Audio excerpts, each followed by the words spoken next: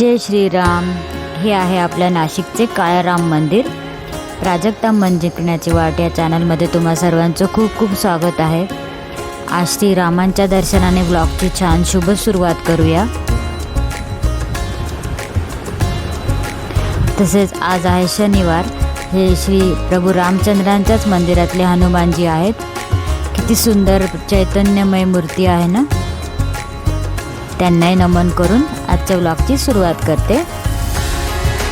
काळाराम मंदिरातले मारुती देव आपले अतिशय सुंदर मूर्ती आहे ही सुद्धा।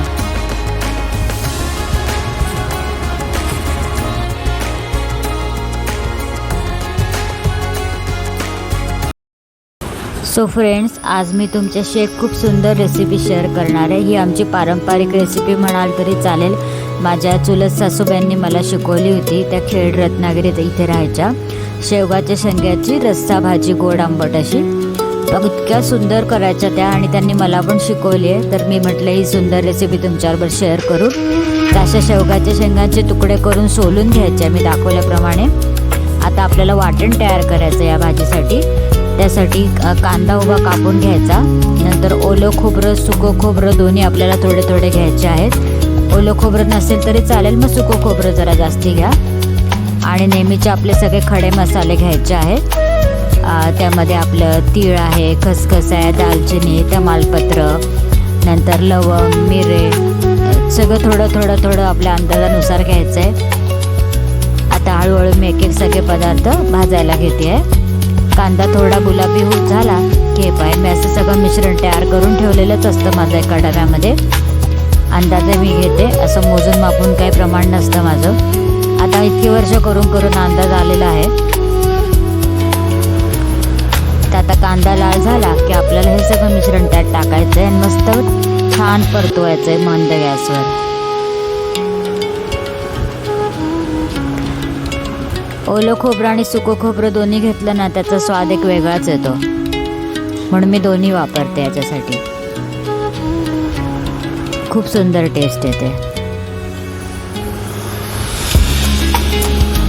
आता मस्त एक 5-7 मिनिटं आपल्याला हे वाटण छान तयार करायचंय, परतून घ्यायचंय।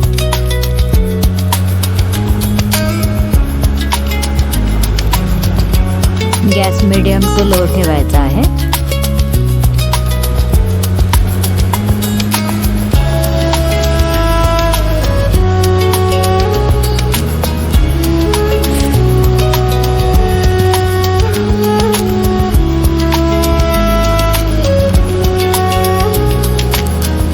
इकडे तिकडे हालायचं नाही, परत असताना तिथेच उभं राहून परतत राहायचं आहे। हे पहा, तसं खमंग असं आपलं वाटण भाजून तयार आहे। आता याला जरा गार झालं की आपण मिक्सरला लावूया। हे पहा, मिक्सरला असं मी एकजीव फिरवून घेतलंय। आता मस्त फोडणी करूया।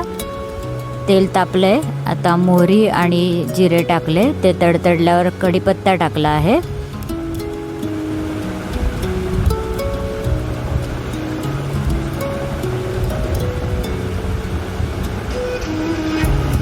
आता हिंग टाकलंय।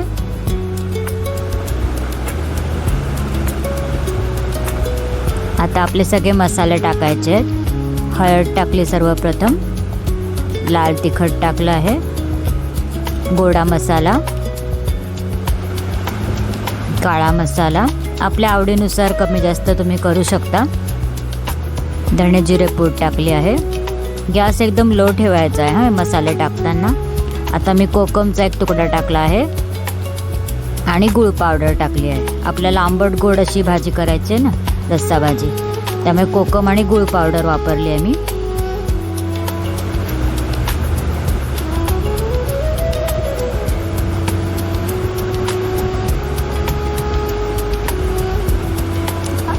आता आलं लसूण पेस्ट टाकली थोडी मी, याने आणखी छान चव येते। आणि आता आपण मिक्सरला जे वाटण फिरवून ठेवलं होतं ना, ते सगळं या मसाल्यामध्ये आता छान परतून घ्यायचं आहे आपल्याला 5 मिनटं। आणि ज्या सोलून ठेवलेल्या शेवग्याच्या शेंगा होत्या त्या पण मी त्यात टाकल्या आहे, म्हणजे छान त्यांना पण तो मसाला लागतो। एक 5 मिनटं आता आपल्याला हे परतत राहायचं आहे।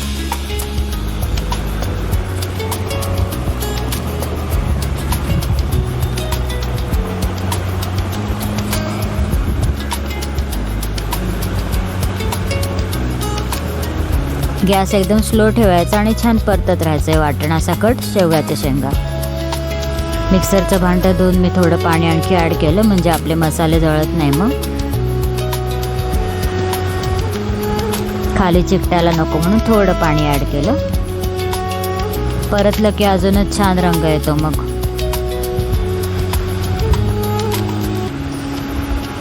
तर चवीनुसार मीठ टाकून घेतलं.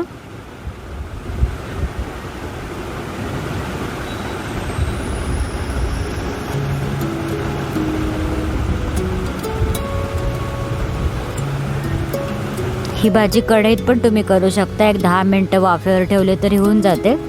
पण मला जरा फास्ट करायची होती, घाई होती, जरा उशीर झाला होता जेवण बनवायला, म्हणून मी कुकरमध्ये करते. 2 विसल फक्त घेतल्या.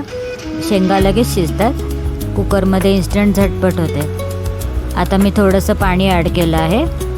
तुम्हाला जशी कन्सिस्टन्सी पाहिजे त्याप्रमाणे पाणी ॲड करायचं आहे. आणि थोडी कोथिंबीर वरतून टाकली.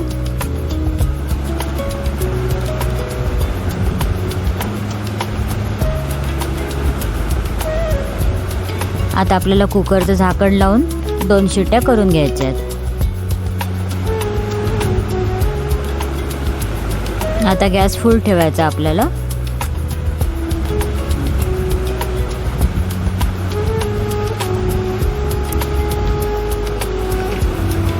हे बा, मस्त आपली चविष्ट अशी भाजी तयार. 2 शिट्ट्यांमध्ये शेंगा छान मऊ शिजतात. वरतून पुन्हा थोडी कोथिंबीर टाकायची सर्व करताना. हे पा, कलर किती छान आलाय ना.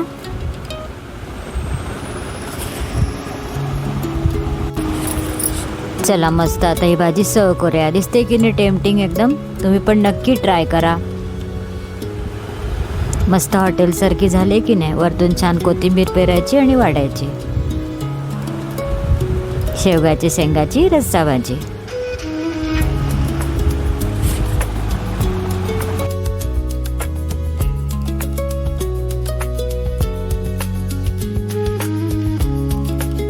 हाय, गुड इव्हनिंग सगळ्यांना. प्राजक्ता मन जिंकण्याची वाट या चॅनलमध्ये तुम्हा सर्वांचं स्वागत आहे. चला, आता आम्ही छोट्याशा भटकंतीला निघालोय. तुम्हाला आमच्याबरोबर घेऊन जाते. Let's go. संध्याकाळ आम्ही छान फिरायला निघालो तिघी. हे पहा, आमच्या घराजवळच छान अशी छोटीशी नर्सरी आहे. मोगऱ्याची फुलं किती सुंदर दिसत आहेत ना. वेगवेगळ्या तऱ्हेची झाडे इथे अशी विकायला आहेत. रस्त्यावरतीच आहे छोटीशी नर्सरी. तर आमच्या आजूबाजूचाच हा एरिया आहे. येता येता आपण मंदिरात पण जाणार आहोत. तुम्हाला आज शनिवारचं मारुतीचं दर्शन घडवते. इतकी ट्रॅफिक आहे ना, चालणं पण मुश्किल होतं इथे आमच्या इथे. पण एक वॉक करून आला की कसं मस्त रिफ्रेशिंग वाटतं. हे पहा, आपले जुने काळासारखे रसवंतीगृह आजही आहेत. इतकं बरं वाटतं ना तो घुंगराचा आवाज ऐकून रसवंतीचा. आता हे आमच्या इथलं ग्रोसरी स्टोअर आहे. तिथे पण आम्ही बारीक सारीक खरेदी करायला गेलो. म्हटलं तुम्हाला पण एक व्ह्यू दाखवावा आतून कसं आहे. सर्व काही इथे आहे. सगळ्या प्रकारच्या व्हरायटी वस्तू आहेत इथे. खाण्याचे प्रकार, डिटर्जंट्स, सोप्स, ड्रायफ्रूट्स, मेडिसिन, सगळं जे काय तुम्हाला पाहिजे सगळं इथे मिळतं. शॅम्पूज वेगवेगळे, ग्रोसरीचे आयटम, आईस्क्रीम, चीज, ब्रेड सगळं आहे इथे अवेलेबल. नाश्त्याचे आयटम, हे पहा ड्रायफ्रूट सगळे.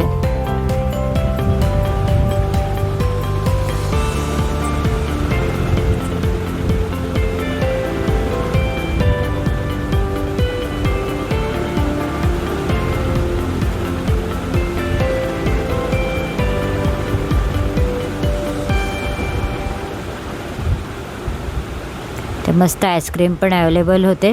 आता सध्या उन्हाळ्यात तर सारखं आईस्क्रीम खावं वाटतंय म्हणून थोडं आईस्क्रीम पण घेऊन आलो. आणि बाहेरच त्यांनी अशा 2 गाड्या पण लावल्या आहेत. सगळं मस्त तिका बाजूला पावभाजी बनवत आहे. इकडे पाणीपुरी, शेवपुरी, नंतर दाबेली आहे, नंतर व्हेज ग्रिल सँडविच पण त्यांच्याकडे मिळतं. सगळे लोक छान आस्वाद घेत होते उभं राहून खाण्याचा गरमागरम. किंवा आपण टेक अवे पण करू शकतो, घरी जाऊन मस्त खायचं. पण हे गरम गरम खाण्यातच मजा, या गोष्टी तिथे उभं राहून खाण्यात. हे पाय पटापट पटापट ते सर्विंग चालू होतं त्या मुलाचं. आणि क्वालिटी छान असते इथे, एकदम व्यवस्थित हायजीन वगैरे मेंटेन करतात ते छान. पण सध्या तरी आम्ही उन्हाळ्याचं बाहेर खायला अवॉइडच करतो. आपलं होममेड फूड जिंदाबाद.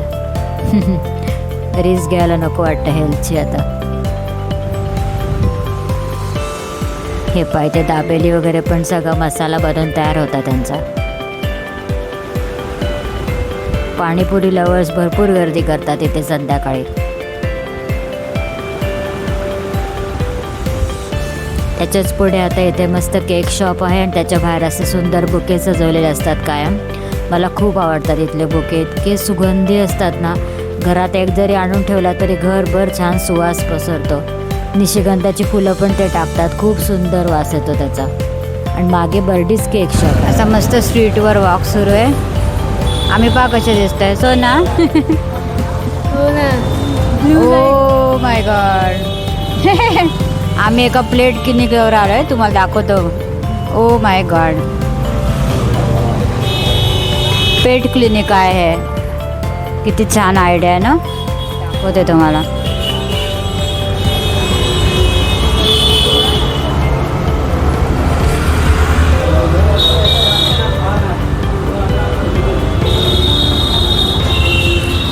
पाळीव प्राण्यांसाठी क्लिनिक.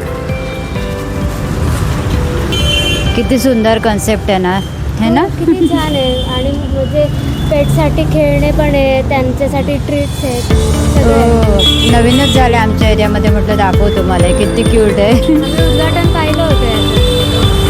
किती छान. त्यांच्यासाठी खाऊ पण ठेवला आहे सगळा मस्त. इकडे चष्म्याचं दुकान आहे मस्त.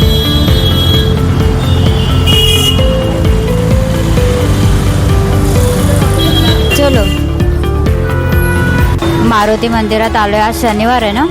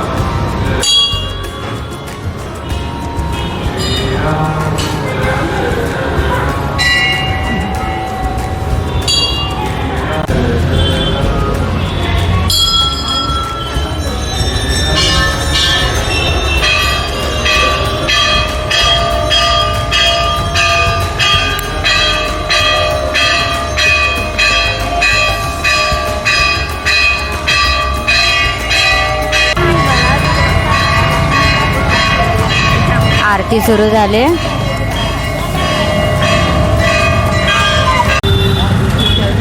बापरे,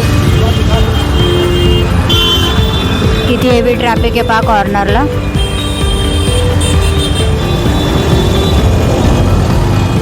टँकर दिसायला लागले उन्हाळ्याचे.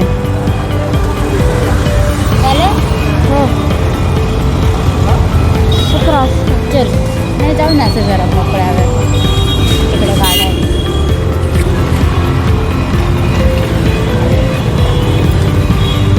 सो बारीक सारीक शॉपिंग डन. दाखवा. ग्रोसरी, चीज, फळं, भाज्या सगळं मिळतं आपल्या इथे सुद्धा. आणि थोडा वॉक पण झाला. हो ना.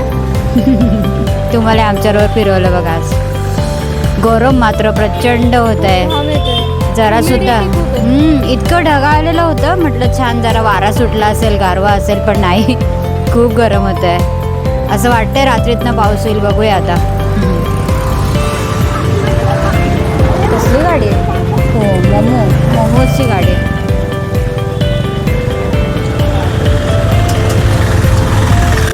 आत्ताच घरी आलो बघा, 8:15 वाजले. तरी 7:30ला निघालो होतो.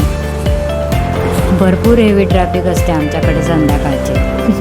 आत्ता जस्ट येऊन बसलो आहे. प्रचंड गरम झालं, पण एक चक्कर मारवायला जरा बरं वाटलं, पाय मोकळे झाले. सो फ्रेंड्स, आत्ताच चक्कर मारून घरी आलो आहे. जर आता हवेवर बसलो आहे. आम्हाला वाटलं आज छान ढगाळ वातावरण आहे तर छान वाटेल, पण नाही, गरमच झालं. पण आज मी तुमच्याबरोबर सकाळी स्पेशल एक रेसिपी शेअर केली, शेवग्याच्या शेंगाची रस्सा भाजी. ती माझ्या चुलत सासूबाईंची रेसिपी आहे. म्हणजे किरणच्या काकू आहे, ज्या खेडला राहायच्या रत्नागिरीच्या. आता दुर्दैवाने त्या नाही आहेत, पण त्या नेहमी जेव्हा जेव्हा इथे यायच्या ना मला ही भाजी करून खाऊ घालायच्या, आणि त्यांनीच मला ही भाजी शिकवली. त्यांची आज सकाळी खूप आठवण आली, तर म्हटली माझी खास स्पेशल रेसिपी तुमच्याबरोबर पण शेअर करू. तुम्ही नक्की करून बघा आणि कशी झाली, जमली, मला नक्की तुमचे रिव्ह्यू कळवा. आणि आत्ता छान छोटासा फेरफटका मारून आलो आहे. बारीक सारीक जे घरगुती आपल्या वस्तू आहेत त्या खरेदी केल्या, एक चक्कर मारून आलो. आज शनिवार होता तर मारुतीच्या मंदिरातही जाऊन आलो. छान दर्शन मिळालं, आरती पण मिळाली. खूप मन प्रसन्न झालं. बरं झालं बाहेर गेलो, उलट छान पाय पण मोकळे झाले. तुला काय बोलायचं?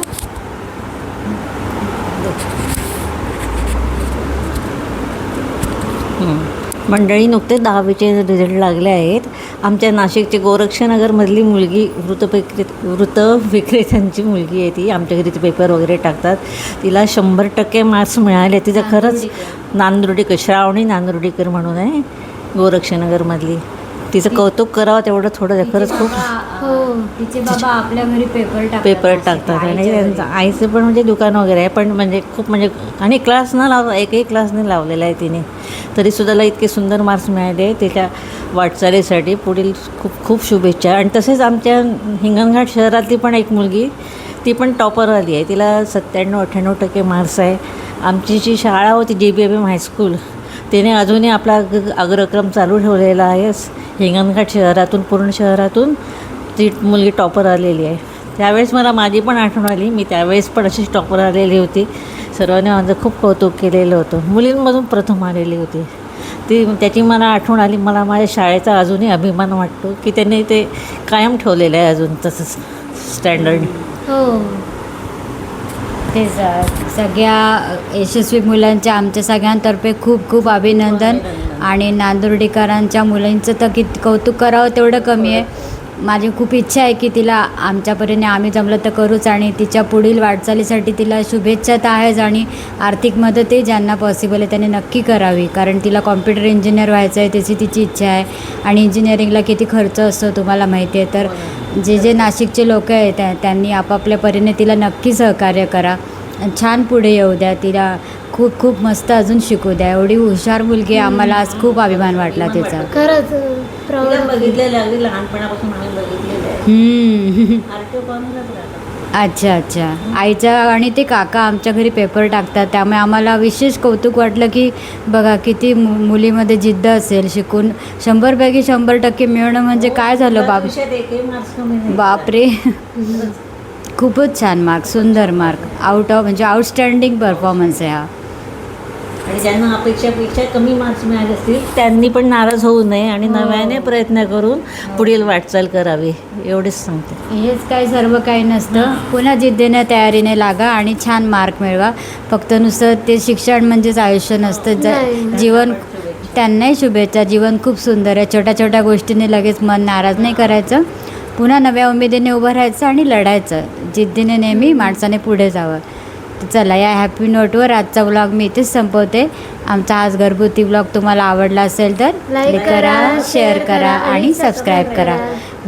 भेटू उद्याच्या नवीन फ्रेश व्लॉगमध्ये. तोपर्यंत सगळ्यांना बाय बाय. Good night.